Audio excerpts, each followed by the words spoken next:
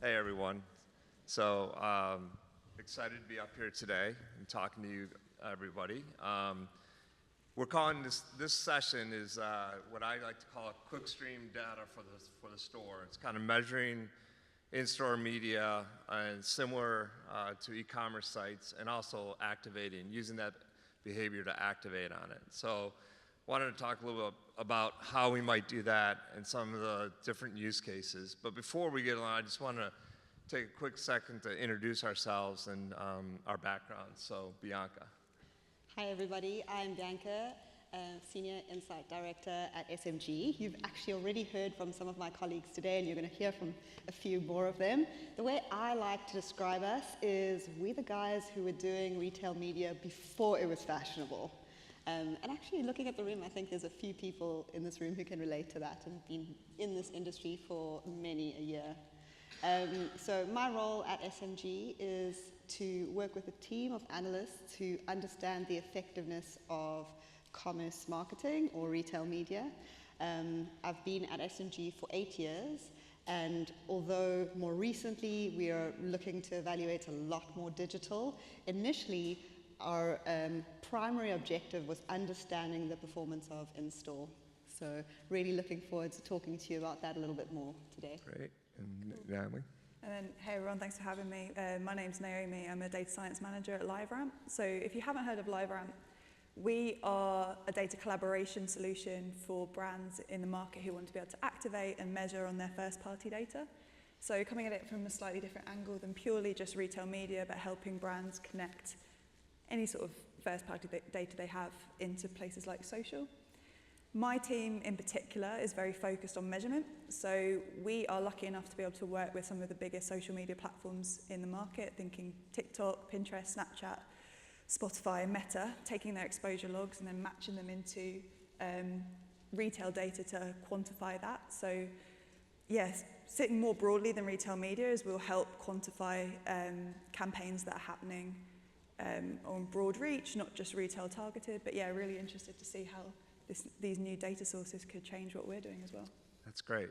Thank you. And my name is Ben Reynolds. I lead the Walkbase business, which is a sister company of Scala, division of StrataCash.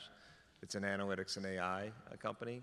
My background, I've been doing that for 6 years. Prior to that, a lot of digital media, Criteo, one of the first identity graphs, MaxPoint, and before that, back to retail media, PRN. So, been in the space a long time, but one of the reasons that excites me about this panel is really, if you think about behavioral data and all the information we have online about where I come from, what I click on, what I buy, and where I go next, we don't have that much information today in the in-store environment. Yes, we have transactional data, which is golden, right?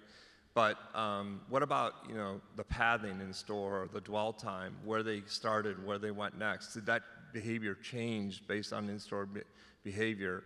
How about building audiences based on that behavior, on-site or off-site even? So that's really what we're talking about today when I say Clickstream behavior for the store. So I just wanted to start with a few questions. Just to ground, I'd be interested in your guys' perspective of how you're measuring, we heard a little bit earlier from your counterpart, but how are you measuring in-store media today? That'd be good. Bianca, maybe if you want to go first. Yeah, absolutely. So actually very similar to what Dean said earlier, I think it's really important to know that this stuff doesn't have to be complicated. In fact, the most basic questions that we're trying to answer on whether retail media worked are actually very simple, and I would boil it down to 3. Did I see the media? Did I engage with the media? And did I buy it? And I'd love to talk about the first 2 a little bit more later if we get the opportunity. But I think one of the ones that we do really, really well already is number 3, which is, did I buy the media? So we use a test versus control methodology that gives us a really strong understanding of the performance of media and that incremental uplift that it drives, which is really something that is quite powerful and, in all honesty, much easier to do in store than it is to do online. And we have, as Katie mentioned earlier, built a bank of these evaluations. So we have 15,000 use cases where we've taken a campaign within a retailer and used the test versus control methodology to isolate the impacts of those specific media elements, controlling for any external factors such as weather, seasonality, promotions, etc., to really understand the media. So that is an area where I think we do have a really strong understanding, is that conversion data. And that enables us to do comparisons across different retailers because we're using the consistent methodology for every single one of them, and also comparisons across touch points. And it's getting really interesting and exciting. 8 years ago, it was probably largely a piece of cardboard in store, but now there's so many more things that we can evaluate that you've heard about today, using that same methodology, even outside of the store if we're geo-targeting, to understand how it's driving that incremental uplift in store. That's great. And Naomi, I know LiveRamp does a lot of measurement as well. You want to expand on how you guys are doing it?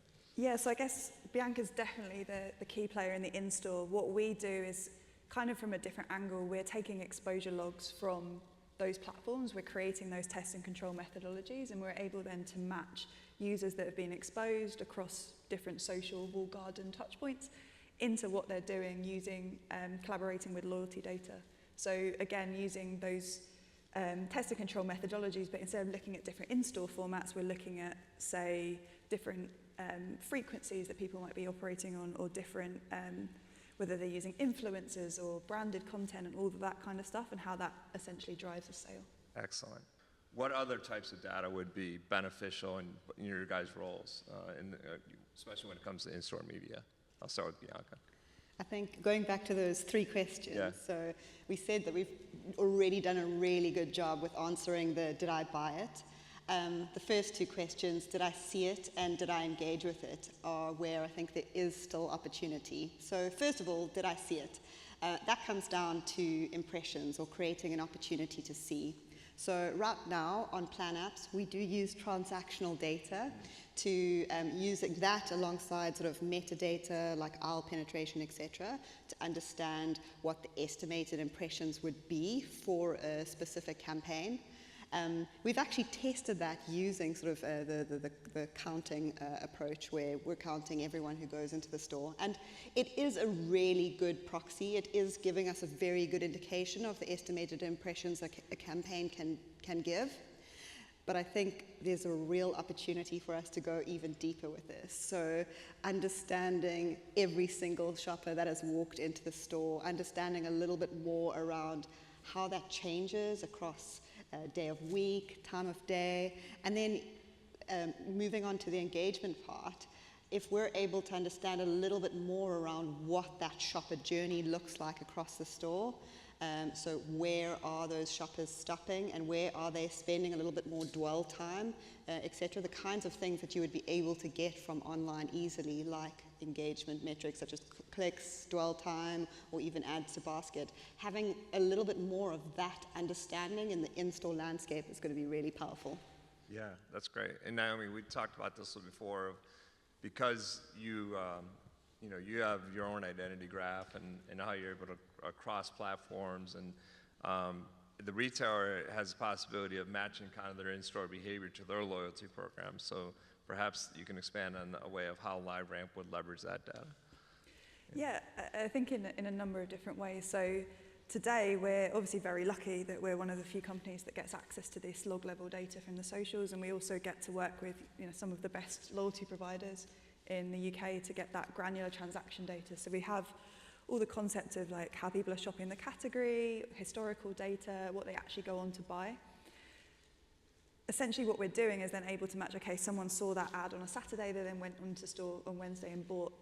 That gives us the what. I think sometimes what we're lacking in the middle is the why. So we might have a fantastic campaign that runs, we go to measure it and there's no incremental sales. And that's because sometimes we're missing a little bit of the journey between that exposure and then the actual transaction that happens. So very jealous of my colleagues out there doing e-commerce measurement, because e-commerce today, you can see from the moment someone lands on the website, what they've browsed, what they've put in their basket, what they've taken out of their basket. what categories, like how much they're dwelling on each of those things. And to be able to have data like that in store would be so powerful to help us sort of understand that question. And then I'm almost seeing that the type of in-store data can be used in two ways. So firstly, there's that behavioural piece, like how people are walking around the store, what aisles they're browsing, their dwell time, all of that. But there's also answering that key piece we were talking about earlier, which is getting that better quality in-store exposure data. Because at the moment, you're obviously having to make assumptions that people who live in an area or have visited a store have been exposed to that. By having that ability to see someone that's actually walked past those screens, suddenly you've got more of an intent or a piece of exposure data like we have for social. And I think where that'd be really powerful in like the measurement that we do, for example, would be to start looking at more of that omni-channel. So we'll finally deterministically be able to say, okay, someone did see that social ad last week, and then when they went into store, they saw it, and then looking at how those two pieces of media can be really beneficial to each other and sort of boost that overall incrementality because you're connecting to the customer across all of those different touch points. We work with a lot of retailers that, especially the ones with strong loyalty programs, right? So if I'm matching, if I've got a large percentage of customers that are, transacting, say 70% of my transactions are loyal customers, and then I can match them, their behavior, I can do a couple things. One of them you just mentioned is I drove an impression in store, but I didn't convert. So, there's something else going on there. As a marketer, you're trying to drive impression, trying viewership. There might be something else driving that conversion or lack of conversion. So your kind of behavioral data for the store is kind of filling in that missing piece. And then the other thing that's interesting, especially with LiveRamp, is you could start to build audiences. I could go find people on connected TV, on social media, off-site, based on the 30% of the people that visited an aisle and didn't convert in the last 30 days. So those are the types of things I think are interesting possibilities coming forward. So we've touched on it a bit, but I'd love for you guys to elaborate.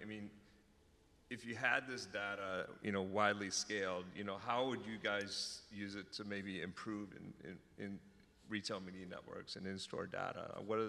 What types of things do you think are possible? And I'll start with Naomi this time. Thank you. Good question. So I think we can touch, from LiveRamp's angle, we can touch on it both on the activation and the measurement. I've talked a lot about measurement, so let's talk a little bit about activation now. So I think it's as you say, maybe a long time ago, we would have been shocked that when we'd visited a website, put something in our basket and then forgotten about it, that we then get an email from the retailer a few days later saying, hey, you forgot this, do you want to come back and buy it? And I think having that data available tied to that loyalty ID will start to think about retargeting use cases for in-store. And as Colin took us through earlier, still so many of that transaction and browsing behavior is happening in store. I think that's going to be really powerful. And then outside of that as well, it's then having that data as a good panel to use as modeling to build out some of those kind of interest audiences. So thinking about, you might have, say, 2 skincare buyers. One is very brand loyal. They'll go straight to the aisle and buy that product and then leave. Whereas you might see another skincare buyer is in the aisle, spends a lot of time there choosing products, and that person is potentially more open to switching to new brands versus like a very brand loyal kind of person. So it's like the extra level of behavioral data that can be used in segmentation will be really interesting. Agreed. Bianca, did you have anything to add there? Yeah, I think Naomi touched on this earlier, but if you think of the on-site environment and what we can learn from there, it's often about learning from what the shopper didn't do, which is maybe make the final conversion. And this level of data will really be able to enable us to close the loop between those 3 questions of did I see it, did I engage with it, and did I buy it, so that we can really enable some better learnings. And if I think of what brands are really, really trying to do when it comes to retail media measurement, apologies for the rhyme, but they want to earn and they want to learn. So firstly, on earn, even if they tell you they're looking to drive awareness or something else, they really do want to see a short-term return on investment. So having that capability to measure in that way is really, really important. but there's also a really, really strong desire for this learning agenda. And I think retail media, more than any other sort of media elements out there, can enable that because of the closed loop measurement and because of the level of granularity we can actually get to in our understanding. So this is another example of an overlay of data that's going to help you understand a lot more on the why. Why did that campaign drive such a strong return on investment? Yeah. And using that alongside sort of mechanisms such as A/B testing can really enable you to drive further learnings and continue to optimize your campaigns, potentially even in real time, which is really exciting. Yeah, that last point is really interesting, and I believe Anna from Colgate brought it up earlier. Is, you know, what type of real-time triggers are? If you think about, I've got a digital signage network in the store, and I've got a platform that's able to collect that data in real time, and you know, I might change content based on the engagement, how often people are dwelling, or time of day, day of week, or I know that 40% of the people came over from the produce and are now going to the deli. You know, there's things you can do programmatically from your data side to inform your content to make it more relevant. And so there's a lot of possibilities that maybe don't exist today that could exist tomorrow, really. I always want to talk about privacy because we've been talking about tying to loyalty and things like that. You know, I've worked with some retailers, in navigating the privacy, and one of the easiest ways is they've got strong loyalty programs. So anything you do would be kind of an opt-in through the loyalty program under the T's and C's, so that we're not infringing on that behavior. You could also do a lot of things anonymously, right? So I might use sensors or tags or asset tags or even RFID to kind of understand impressions and counts and things like that. I don't know that it's Ben, I don't know that it's Bianca, but I know how many people are in front of that screen during this ad at this time of day and where they come from, where they go next. So there's a lot of opportunities there. From a LiveRamp perspective, you guys do a lot in privacy, so how would you assimilate this data into your platform in a privacy-friendly way? Yeah, good question. So again, everything that we do within LiveRamp is pseudonymized with our ramp ID. So I guess starting with the insights use case, exactly the same as we treat loyalty data today. We're not looking at Bianca and Naomi. We're looking at pseudonymized IDs and tying those together. And what we're actually reporting on is aggregated results and aggregated stats. So we're never taking it back down and re-identifying the person who's done that particular behavior. We're just using that person's behavior within the whole of everything that's happening to try and pick out what's happening on a particular campaign. And then for the activation piece, obviously the dream state in the future is those retargeting use cases all consented with the loyalty data. So obviously keeping that consented piece key. But in the shorter term, as retailers look to roll out this tech, when it comes to activating a campaign, you need scale. So it wouldn't be just using the data for those people activated in campaigns, but finding a way to scale that up.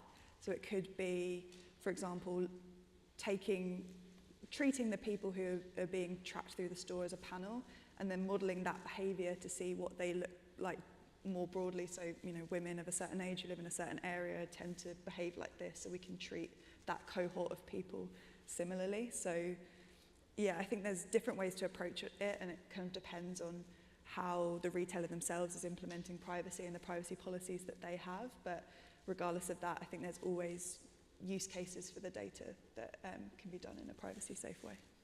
And that's a great answer. And then in your role, Bianca, you guys measure campaigns all the time. How do you do that in a privacy-friendly way so you're not infringing on that?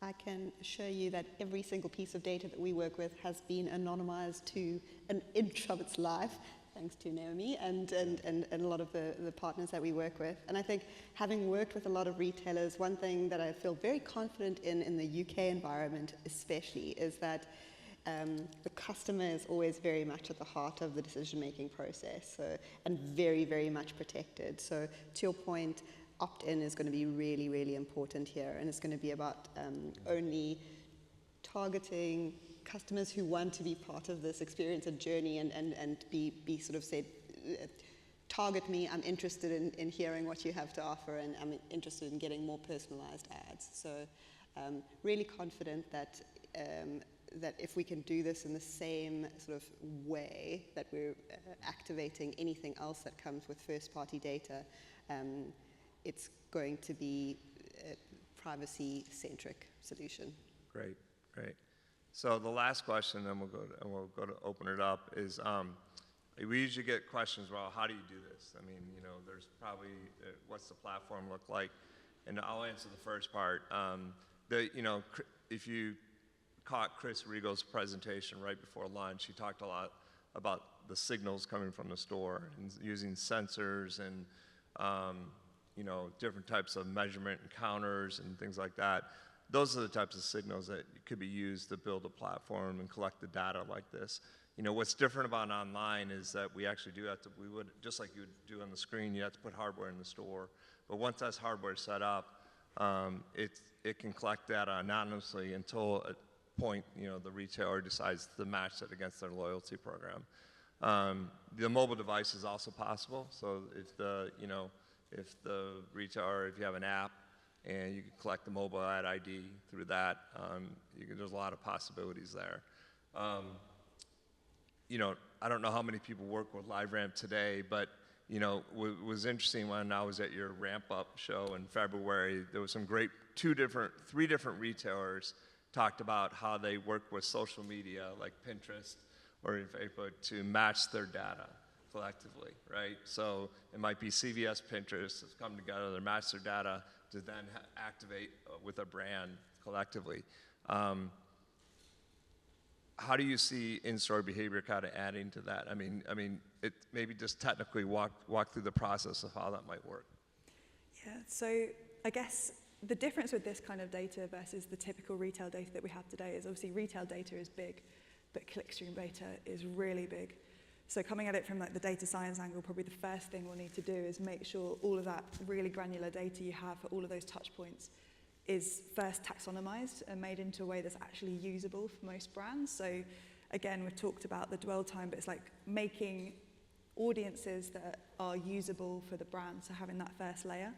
And then secondly, as you talk about, making that data available in places like clean rooms for brands to then actually use and activate against. So firstly, getting the taxonomization and then having that available in the ecosystem to actually be targeted against. And thirdly, the scalability piece as well. So we spoke briefly on it earlier, but making sure that those audiences are big enough to be able to activate social campaigns that are big enough to do that. But I think to your point around the matching with the platforms, that's something we're seeing more and more of is as these clean room solutions come out and those social channels are opening up access to exposure data to more than just companies like LiveRamp, but actually clients of clean rooms to then activate themselves. Like if retailers are comfortable putting that sort of transaction level data into clean rooms as well, it means that brands can go out and self-serve this kind of measurement and understand sort of what's going on in store in a way that they would never have been able to do before. Yeah. So, yeah. And I know in the US that's a huge growth vehicle. I mean, Chris talked about it with the connected TV and how good, but also on social and some of the things like Meta's done on that side. And, you know, as long as the privacy is handled correctly, I see in-store behavior just being able to add to that process. But thank you for sharing. So we have about 10 minutes left. Wanted to open it up to any questions from the floor based on what we discussed. I've got one, obviously. I suppose it's about convenience versus creepiness and exactly how much data should a retailer or brand be using and the way in which they should be using it and the considerations that they should have so they're not actually turning off a potential shopper or loyal customer with the data and how they're using it. Any thoughts? I'll take the first crack at it. I'd love for you guys to touch on it too. So it's a great question. You get it all the time, right? So is somebody really tracking my behavior and are they targeting me? I think you start with synonymously, meaning what you're doing is I'm going to target an audience, 30% of the people that visited an aisle, or so or 40% of the people that bought us, bought goods in the last 30 days or something like that, as opposed to, hey Ben, I noticed you you bought a pet toy in the last week, or you visited the aisle and didn't convert. Unless I've opted into that experience, you can't, that's off limits. So you have to that's how you navigate it. And if you cross that line, it is, it's a problematic thing. So you have to go in and make sure your privacy controls are there and you're not crossing any lines that way. You guys have anything to add? So I think it's that, but also like making sure that there's a clear value exchange for the consumer as well. So again, I spoke about it earlier, but 10 years ago we might have found it a bit creepy when you've been on a website and then you're targeted all across the internet with that same pair of shoes you were looking at on every single programmatic display site for the next week. But now that's sort of what customers are coming to expect, and actually sometimes it can be useful, right, that I think I've been on a website and I thought I checked out, actually I didn't. I'm getting those reminders. So if there's that value exchange, they're like, oh, we know you were in store last week, but this was out of stock. So making sure that the consumer's getting something back from that, I think on top of the privacy layer as well, it can be really valuable. That's a great players. point, and true. I mean, that's how you build loyalty as well. So, any other questions? Sure, quick one. You talked about Clickstream data for the physical store. Where are we in terms of that journey and deploying it in physical stores, and what are we learning? So I think I look at it as a crawl, walk, run type phase, and we're in the crawl, walk phase. We've got a lot of what's happened, at least in the U.S., is retailers are looking for more owned properties. They've run out of their own properties on site, which is obviously their highest margin business, so they're starting to look in store to build that out a little bit more and create a better customer experience. As part of that, they need to measure it like they do all their other media. That's been talked about a lot today. And then can they leverage that data to activate on it? So when I say crawl, walk, it's more of on the POC to pilot stages, and looking to heavily invest at scaling here in the next probably 12 to 18 months. I don't know if you guys, I answered that, sorry, I jumped ahead. You're the expert. All right, well, I think for the next one, it's a bigger panel, so if everybody just wants to stay here for 5 minutes while we transition to the panel, that'd be great, and I appreciate all your time. Thank you so much.